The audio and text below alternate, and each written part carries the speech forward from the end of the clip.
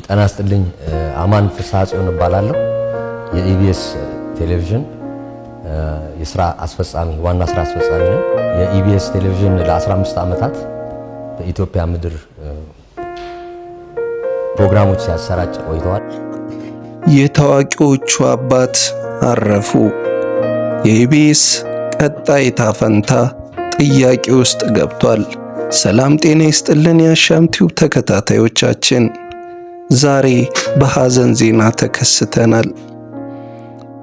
አቶ አማን ፍስሐ ጽዮን አርፈዋል።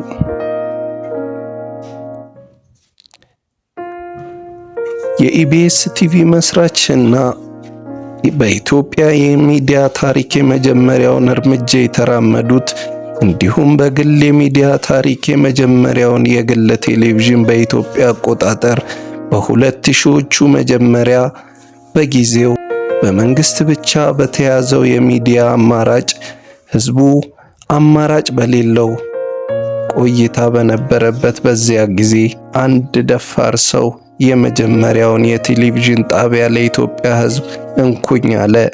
አቶ አማን እንደ ስማቸው ህዝቡን ሚዲያውን ለመዝናኛነት ብቻ ሳይሆን ለወገን ለመድረስ ደሃውን ያገሬ ሰው አማን ይደር በማለት በየፕሮግራማቸው ዝቅ ብለው ያሉትን አይናችን ስር ያሉ ግን ያልተመለከትናቸውን ደሃ የማህበር ክፍል በየመዝናኛው መሃል ለመድረስ ጥረዋል።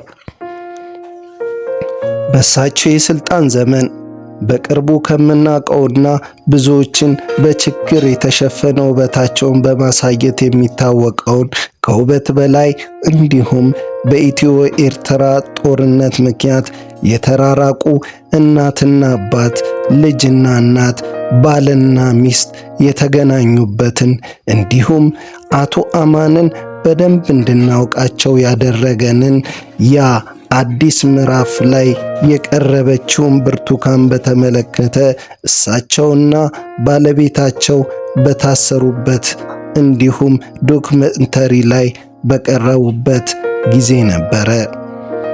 አቶ አማን እንግዲህ ኢቢኤስን ላለፉት 19 ዓመታት አቅራቢዎች ቢቀያየሩም ቢለቁም ሚዲያውን ቢያጣጥሉም እንኳን በህዝቡ ዘንድ ያለውን ተቀባይነትና ተወዳጅነት እንዲያገኝ የአንበሳውን ድርሻ የተወጡ ነበሩ።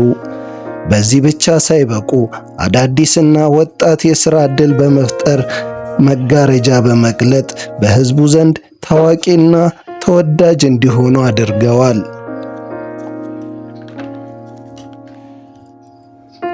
ታዋቂና ተወዳጅ ካደረጓቸው የሚዲያ ሰዎች መካከል በወንዶቹ ምንም እንኳን በሬዲዮ ድምፁን ለረጅም ዓመታት በጆሮአችን ቢቀመጥም ወደ አይናችን እና ወደ ቤታችን እንዲቀርብ ኑሮ በአሜሪካ ከዛም በመቀጠል እሁድን በኢቢኤስ ላይ አባት የሆነንን ነፍሱን ይማረውና አስፋው መሸሻ፣ አስፊቲን፣ ዮናስን እንዲሁም ትንሱን፣ እሸቱ መለሰና ዘውትር ደሳለኝን ከብዙዎቹ ጥቂቶቹ ሲሆኑ በሴቶችም እንደ መቅደስ ደበሳይ፣ ራኬብ አለማየሁ፣ ናፍቆትና ሌሎችንም ሕይወት የመቀየር ምክንያት ነበሩ።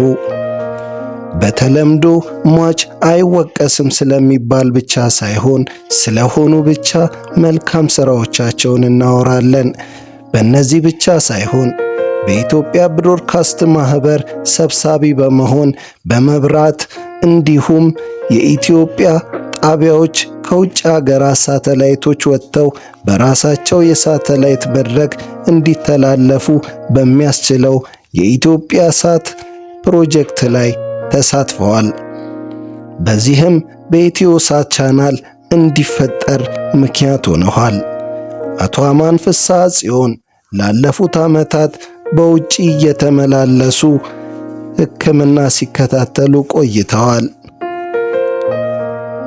አቶ አማን ዛሬ የካቲት 4 2018 ከዚህ ዓለም ድካም አርፈዋል። ሥራ ከመቃብር በላይ ይቀራል። የሰው ልጅ ይወለዳል፣ ያድጋልም፣ በመጨረሻም ያርፋል። ነገር ግን ሰውን ሰው የሚያስብለው ከራስ ያለፈ ሕይወት ልክ እንደ አቶ አማን ኖሮ ሲያልፍ ነው። ሰላም፣ ጤናና ፍቅር አይለያችሁ። ቲቪ ነበር። ሰላም ቆዩልን።